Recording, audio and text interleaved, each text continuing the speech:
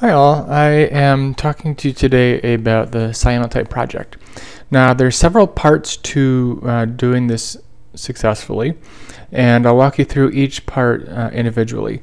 Now the first part of course is doing the shooting, and you're welcome to shoot any subject that that you want for this project.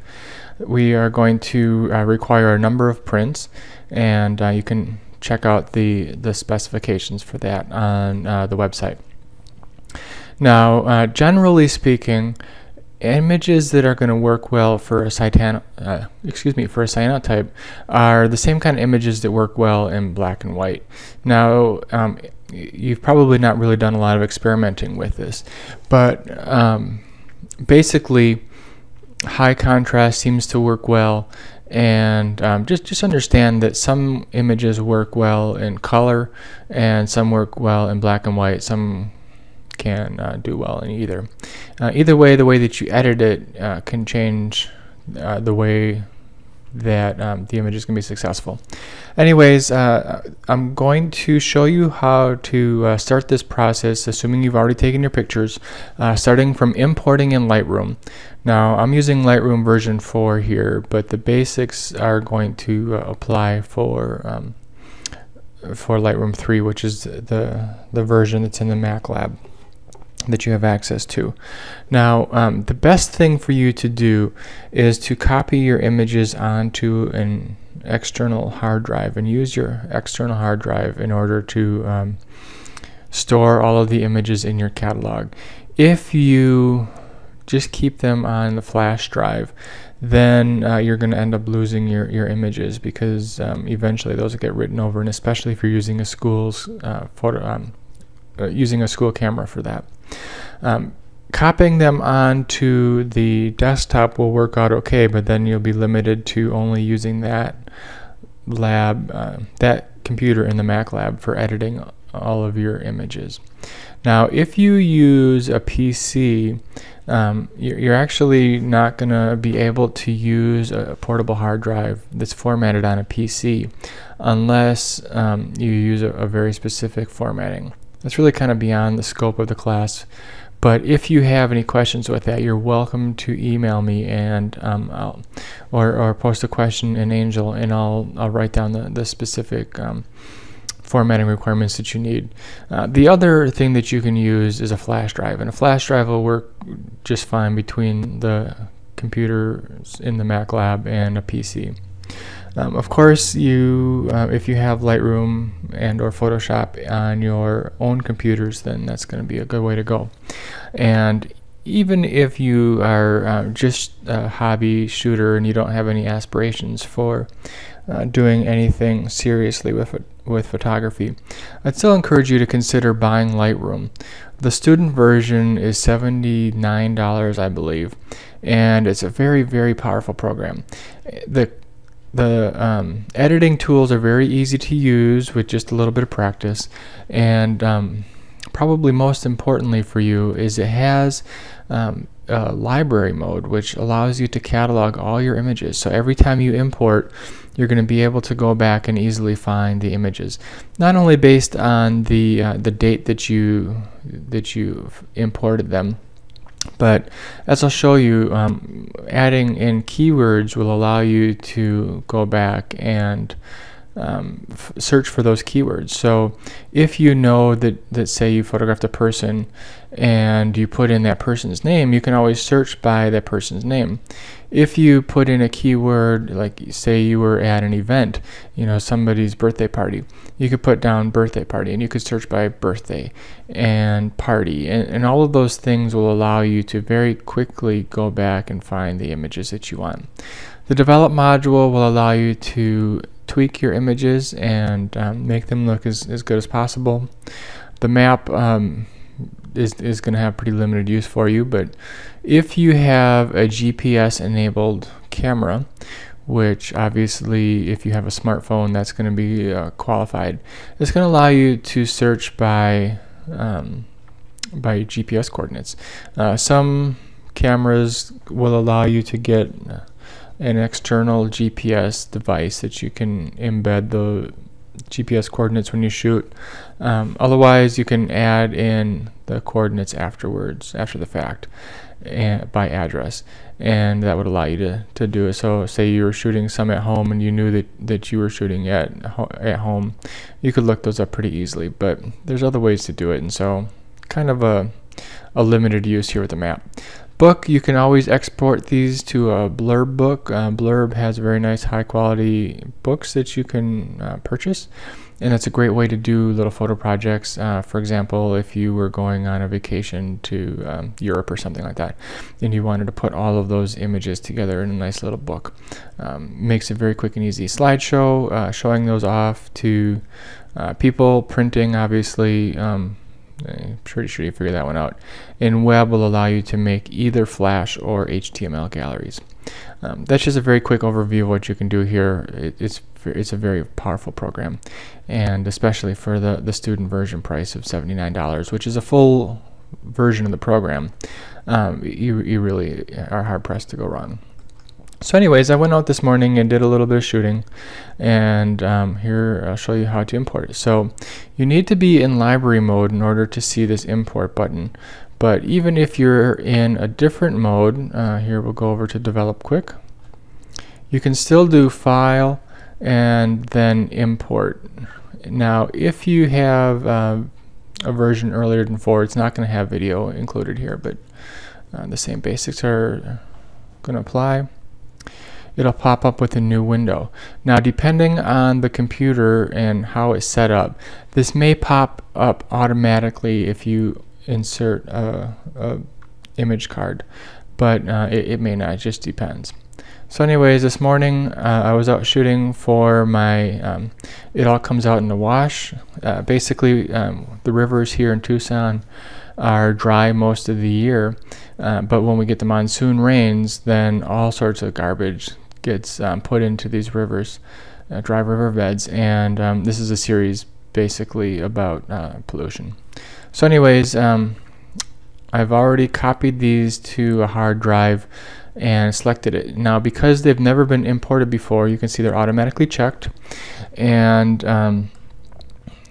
you can just do a quick scroll through and you can make sure they're all there. Now if you wanted to add keywords at this point, you can do that. So I've been labeling these. It all comes out in the wash, and because I've already used this before, it as soon as I start to type it pops up, so I can just do enter and it'll complete. Now metadata, that's kind of beyond the scope of the class here, but basically you can set it up so that anytime you import your photographs, it'll automatically enter your contact information, and you can put whatever you want, including your address and your phone number. Certainly having an email there, or maybe a website if you have one, is appropriate. Once you do that, then go ahead and click the import button, and you'll see there's a little status bar up here showing you how it'll go through. So I'm just going to pause while this all catches up. Okay, so the files have been imported. You can see even though I started in develop module by doing file import, once I imported these, it automatically came to library mode. Now once you have the images here, you can see that the first one is selected because it's a little bit brighter, and you can click on it, or you can just use your arrows to go through. In the library mode, now you can enter more keyword data if you want. So if all of your images had certain common keywords, then it would make sense to put it in during import. But then if you wanted to be a little bit more specific, then you could add in keywords for individual images. Or if you forgot something, you can do a select all, which have your first image selected, Control A, or if you're using the Mac computers, it's Command A, it's the little Apple button.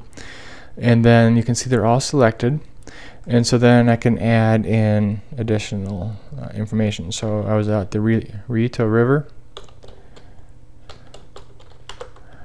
and the Tonka Verde Wash. So using commas can give you makes each one of those individuals. Once you have all your ones you want, you can just do enter, and you can see it adds it to it. So now you can deselect by doing Control D or Command D on the Mac, and here we go through. So you know, obviously these weren't all garbage, so I saw some wildflowers out there and I thought they were kind of pretty, so you know, here I maybe want to put these ones as flowers. So flower, maybe yellow, and you know, just any kind of descriptive word that you're gonna maybe think to want to go back and find, you can do it. So here we go, we can kind of scroll through, and there's a number of things that you can do to help you sort out. So if you decide that you like an image, first of all, you can flag it as a pick. So if you use P on the keyboard, you can see right up here, there's nothing here right now, but if I do P flagged as pick, now it's got a little white flag. If you decide that that's not a good one, then you can, and you want to have it set for a reject, then you can do X, and you can set it for rejected. And if you click on it, on the little flag here, then it'll all go away and be unselected. You can also give them a star rating 1 through 5, and if you just use the numbers on your keyboard to do a 1 through 5, you can do it. And you can see there's just an awful lot of carts that get thrown into the wash, and it's pretty amazing how nasty they get. Anyways, this is about garbage, so you know, these aren't supposed to be beautiful images. So we'll go through clothing. It's just amazing what you find there.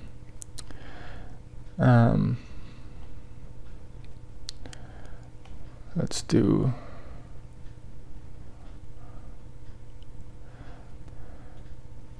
this little dam. Once you decide which image you want, here I'm going to give this a 1-star rating, just it makes it easier for me to find it. If you really like an image, then of course 5 stars. You can also give them color labels, and you can sort by all those things. To do color labels, you would use 6, 7, 8, 9 in on the keyboard in order to give them different color labels. So anyways, you know, I'm not decided for sure that this is one that I'm going to use for a cyanotype, but just to give you an idea how this works. Once you pick your image, you want to go to the develop module, and I'm actually going to change something here. These are the settings here that you get with Lightroom 4, but because I assume a lot of you are going to be using the computers in the Mac lab, which has Lightroom 3.6, I'm changing the process here. And you don't really need to know how to do that. Just understand that 2010 is the process for the computers in the Mac lab. And now these settings here have changed to reflect that. So anyways, the cyanotype, you want to have a relatively high contrast image. You don't want to have so much that's dark that it's just going to print as a really dark mass. Now if you look at the histogram here, you can see that there's a little triangle that's lit up, and that means that I'm clipping areas in the blacks, in the shadows, and it's going to print with no detail. Once I make this into a negative, it's going to especially be a bad thing. And when you're using contact printing like the cyanotype process, basically anything that is going to be close to being too dark is going to definitely be too dark when you're doing this printing. So it's a good thing to change that. So here I'm going to want to change the black point over a little bit. You can see how it changed. It made it so that there's no longer any peak here on the side. And if I hold my mouse over the show clipping, you can see that that's mostly gone. There's a few little bits here and there, but this is much more acceptable. If you want to still add a little bit of contrast, of course you can change these sliders a little bit. Clarity is a nice one. It gives it an apparent sharpness. And basically, saturation and vibrance aren't going to matter too much, because what we're going to do here is we're going to convert this to black and white, because we're making monochromatic prints, and so the colors don't actually matter. Now what does matter is the relationship of the different colors. Now if we just change this to a straight black and white, and if you scroll down a little bit here in the develop module, you can see right here under the tone curve is the HSL color black and white. Now sometimes they might be hiding, and you can see if the arrow is pointing to the left, and then that means it's just hidden, and you click on that, it'll come up. So if you just change it to black and white, and especially here, look at these blues and yellows and greens in relationships to each other, you can see how this blue cup, it was really easy to see when it was in color because it was against the browns. Now that it's just gray, it really blends in here. And the same thing here, this was a yellow piece of wood, really easy to see here against the browns, but in the greens, but once you change it to black and white, you lose that relationship. Now here's the power of doing this in Lightroom, is that you can change the relationship of those colors to each other. So if it's as simple as this, click on the little circle here, and now you can see that there's little triangles on top and bottom. Now when you hold your mouse over the things that you want to change, if you click and drag up, anything that's blue is going to get brighter. Well, I mean, anything that's the color, the original color. So this was blue, and so of course that's why I say blue. If you click and drag down, it's going to, oops, turn that off. It's going to make things darker. Now obviously the sky is going to be blue, and so you're changing different relationships here and there, and you need to be aware of that. And so you need to understand that different parts are going to be more important to an image than others. So here we want some of these yellows up. Maybe we want to change these greens a little bit, and if you see, that's how it looks to begin with. That's maybe not so bad. If you have a lot of sky, which there's a good chance that a lot of you be doing landscapes, then instead of increasing the blues, you might want to bring the blues down. And so we'll click on that again and bring those down, and that's going to help you have different bring out a little bit of detail in the sky. And having some detail in the sky is, generally speaking, a pretty good thing to have. So we're going to say that this is generally okay. You can see it's pretty high contrast. The curves here go, excuse me, the tone curve here in the histogram is pretty well spread out over the entire histogram. Relatively speaking, there's not that many highlights. We could push this a little bit more and change the exposure a little bit so that it's a little bit brighter. I think overall this looks pretty good. Here I'm going to change the clarity just a little bit more too, and hopefully that gives me a little bit more detail here, and not only this big dam of trash and debris, but also get a little bit more detail here in the mountains behind.